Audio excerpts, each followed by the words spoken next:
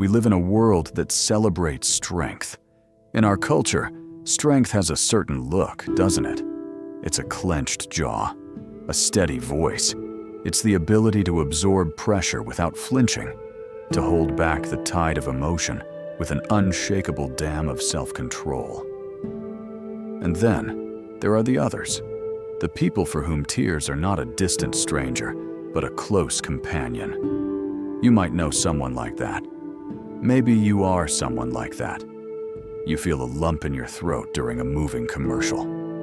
Your eyes sting when you see an act of kindness between strangers. You might cry not just from sadness, but from beauty, from frustration, from overwhelming joy. And in those moments, the world's definition of strength can feel like a judgment. You start to hear a question, either from others or from the harshest critic of all, your own inner voice. What is wrong with me? Why am I so sensitive? Why can't I just hold it together? But what if the question itself is broken? What if those easy tears aren't a sign of weakness, but an indicator of a profound strength the rest of us have been taught to bury? Stay with me, and by the end of this video, you will not just understand why you cry. You will learn to see it as one of your most honest and powerful forms of wisdom. This is the psychology of people who cry easily. The first and most important reframe is this: people who cry easily are often not falling apart. They are feeling fully. In a world that increasingly encourages numbness, to scroll past tragedy, to distract from discomfort, to optimize every emotion away, these individuals remain fully awake. They have refused to turn the dial down on their own humanity. Their tears are not a sign of them being broken. They are a sign that their heart is still working, that their nervous system is responsive, that they are alive to the texture of the world. What society has labeled as weakness is, in this context, a radical form of honesty. It's the simple, uncensored truth of a moment, expressed physically. That's not weakness.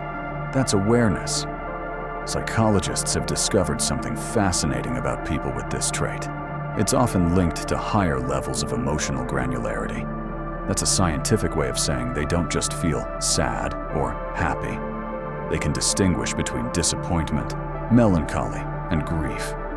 They can tell the difference between contentment, joy, and profound elation. Their emotional world is like a high-resolution photograph, while many others are seeing in standard definition. Because they feel emotions with such precision, they are moved more easily. Their capacity for empathy is often deeper, too. They don't just understand that you are sad. They can, for a moment, feel a shade of that sadness with you. This isn't instability. This is emotional literacy. Your tears are the evidence of a rich, nuanced inner world. Let's be honest, most of us have learned to armor ourselves. Think back. How many times were you told, "Don't cry, be a big boy," or "You're being too dramatic"?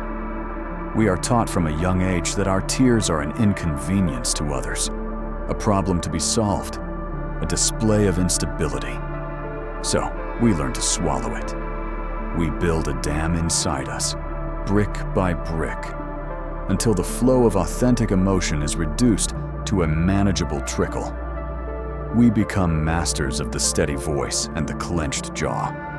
The person who cries easily is often someone on whom that conditioning simply didn't stick.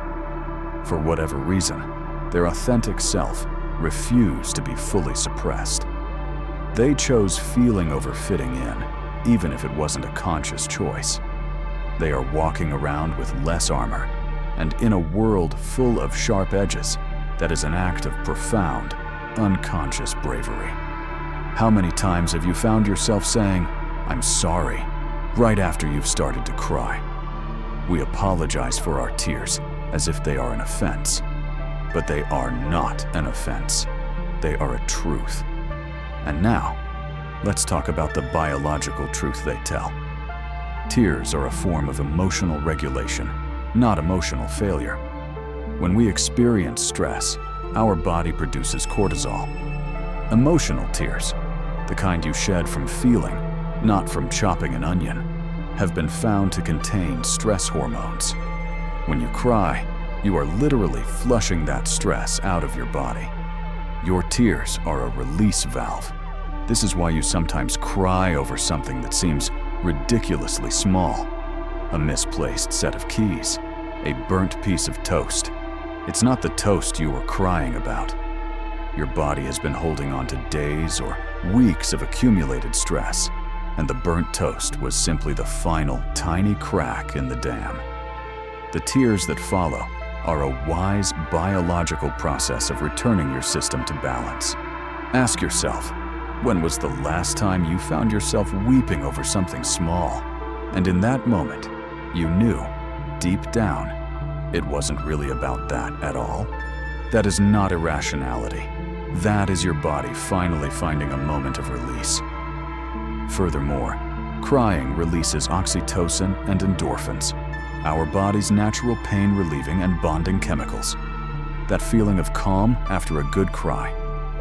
That's not exhaustion. That's chemistry. It's your body wisely taking care of itself. People who cry easily are not weak. Biologically, they are wise.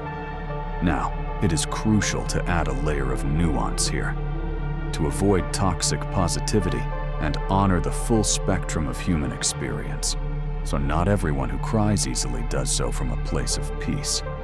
Sometimes, quick tears can be a sign of an overburdened nervous system, a symptom of unresolved trauma, anxiety, or depression. It can be a state of emotional dysregulation, where the system is so overloaded that any feeling, big or small, triggers a flood. If this feels true for you, your tears are no less valid. They are signaling that you are carrying a heavy burden and that you are in pain.